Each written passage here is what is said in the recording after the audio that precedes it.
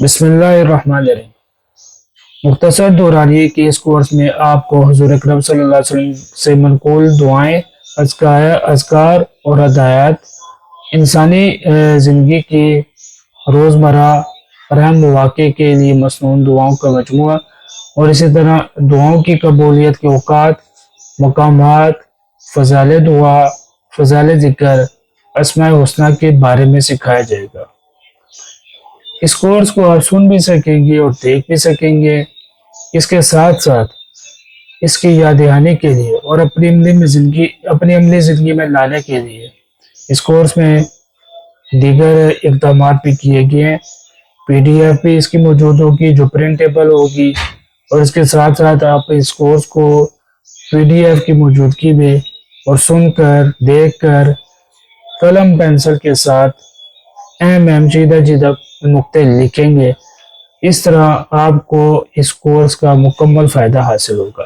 اس course میں آپ کو دنیا اور آخرت دونوں کا نفع ملنے جا رہا ہے۔ تو میں شروع کرتا ہوں سب سے پہلے دعا کی فضیلت کے بارے میں۔ فرمایا رسول اللہ صلی اللہ علیہ وسلم نے دعا عبادت ہی ہے۔ اس کے بعد آپ صلی اللہ علیہ وسلم نے آیت تلاوت فرمائی۔ اعوذ باللہ من الشیطان الرجیم وقال ربکم ادعونی استجب لکم، آخر تک۔ نمبر 2، اور فرمایا رسول اللہ صلی اللہ علیہ وسلم نے تم میں سے جس کے لیے دعا کھول دی گی، یعنی دعا کی توفیق جسے خوب اچھی طرح ہوگی، اس کے لیے قبولیت کے دروازے کھول دیں گے۔ دوسری روایت میں ہے کہ اس کے لیے جنت کے دروازے کھول دیے جائیں گے۔ ایک اور احادیث میں یوں ہے کہ اس کے لیے رحمت کے دروازے کھول دیے جائیں گے، اور اللہ تعالیٰ سے کسی ایسی چیز کا سوال نہیں کیا گیا جو اس کے نزدیک عافیت کے سوال سے بہتر ہو۔ نمبر 3، دعا کے سوا کوئی چیز قضا کو رد نہیں کر سکتی، اور نیکی کے سوا کوئی چیز عمر کو نہیں بڑھا کرتی۔ نمبر 4، تقدیر سے ڈرنا کچھ فائدہ نہیں دیتا، اور دعا اس بلا کے لیے بھی فائدہ دیتی ہے جو نازل ہو چکی، اور اس بلا کے لیے بھی جو بھی تک نازل نہیں ہوئی، اور بے شک ایسا ہوتا ہے کہ بلا نازل ہوتی ہے اور دعا اس سے ملتی ہے، تو یہ دونوں قیامت تک آپس میں جنگ کرتی ہیں۔ بلا اترنا چاہے گی اور دعا اسے روکتی رہے گی۔ نمبر 5، فرمایا رسول اللہ صلی اللہ علیہ وسلم نے اللہ تعالیٰ کے نزدیک عبادت میں کوئی چیز دعا سے بڑھ کر بزرگ و برتر نہیں ہے۔ نمبر 6، اور فرمایا کہ جو شخص اللہ سے سوال نہیں کرتا، اللہ تعالیٰ اس پر غصہ ہوتے ہیں، اور ایک روایت میں یوں ہی ہے کہ جو اللہ سے دعا نہیں مانگتا، اللہ تعالیٰ اس پر غصہ ہو جاتے ہیں۔ اور فرمایا نمبر 7، اور فرمایا کہ دعا کرنے سے عاجز نہ بنو، کیونکہ دعا کرتے ہوئے کوئی شخص ہرگز ہلاک نہیں ہوتا۔ نمبر 8، اور فرمایا کہ جس شخص کو یہ بات خوش کرے کہ اللہ تعالیٰ اس کی دعا سختیوں اور بے چینیوں میں قبول کرے، اسے چاہیے کہ خوشحالی کے وقت کثرت سے دعا کرے۔ نمبر 9، اور فرمایا کہ دعا مومن کا ہتھیار ہے اور دین کا ستون ہے اور آسمانوں اور زمینوں کا نور ہے۔ نمبر 10، حضور اقدس صلی اللہ علیہ وسلم کا کچھ ایسے لوگوں پر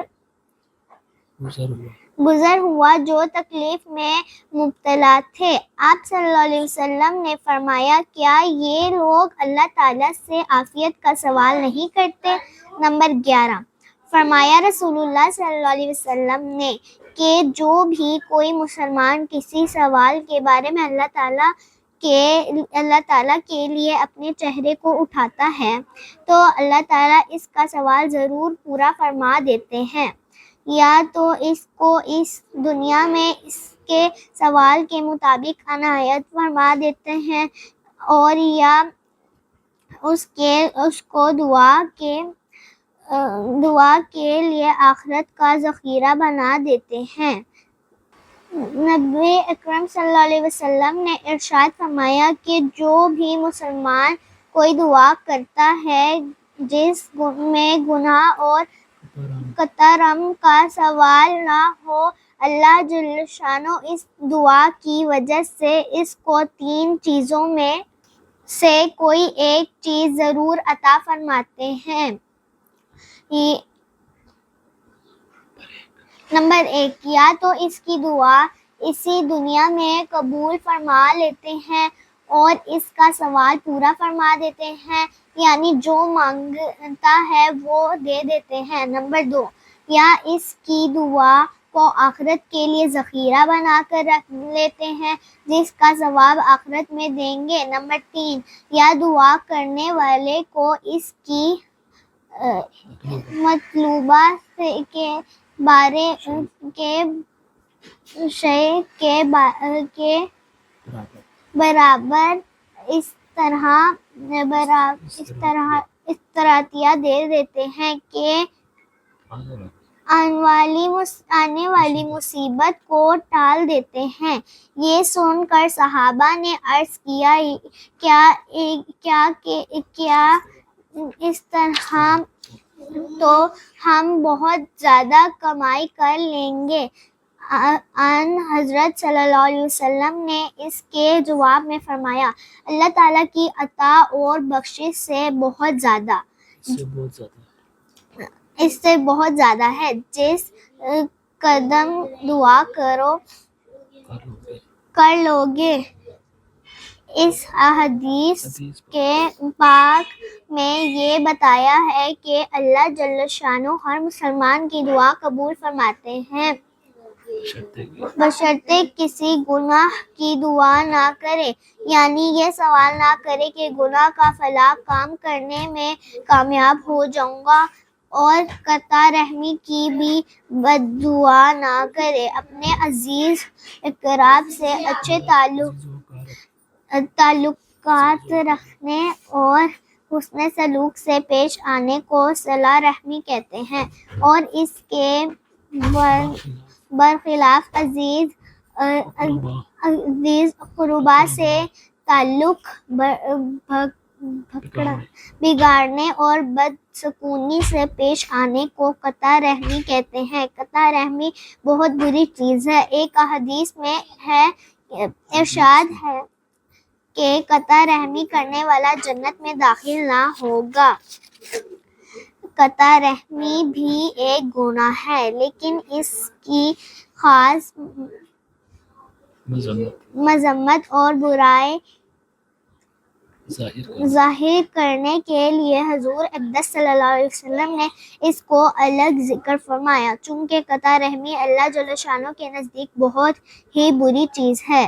اصلی قبولیت کی شرط میں یہ بھی فرمایا ہے کہ قطع رحمی کی دعا نہ کی ہو اور اس کے علاوہ اور بھی کسی گناہ کا سوال نہ کیا ہو، تب دعا قبول ہوتی ہے۔ پھر دعا قبول ہونے کا مطلب بتایا کہ قبول ہونے کے لیے یہ ضروری ہے کہ جو مانگی یہ ضروری نہیں ہے کہ جو مانگا وہی مل جائے گا، بلکہ کبھی تو منہ مانگی مراد پوری ہو جاتی ہے اور کبھی یہ ہوتا ہے کہ منہ مانگی مراد نہ پوری ہوتی ہے، بلکہ اس پر جو کوئی مصیبت آنے والی تھی وہ ٹل گئی۔ اللہ جل شانہ سے سور بے کا سوال کیا، سور پہ ظاہر نہ ملنے لیکن اپنے کسی بچے کو شدید مرض لاحق ہونے والا تھا، وہ رک گیا۔ اس کے علاج میں 100 روپے بظاہر نہ ملے لیکن اپنے کسی بچے کو شدید مرض لاحق ہونے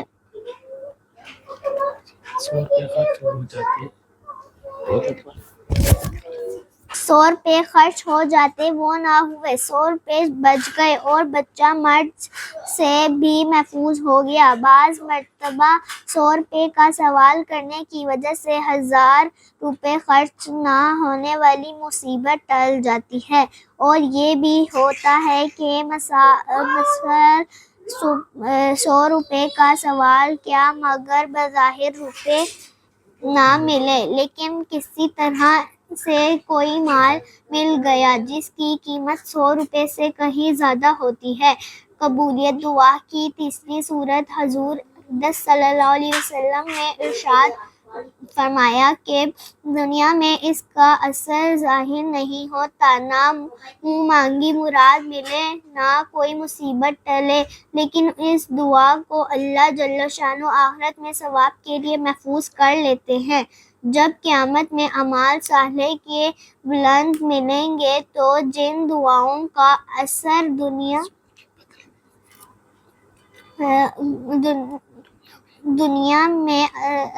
دنیا میں ظاہر نہ ہوا تھا، اس وقت ان دعاؤں کے عوض بڑے بڑے انعامات ملیں گے۔ اس موقع پر بندے کی تمنا ہوگی کہ کاش میری کسی دعا کا اثر دنیا میں ظاہر نہ ہوتا تو اچھا تھا۔ آج سب کے بڑے بڑے انعامات سے نوازا جاتا ہے۔ دعا کو آخرت کے لیے ذخیرہ بنا کر رکھ لینا در حقیقت اللہ کی بہت بڑی مہربانی ہے۔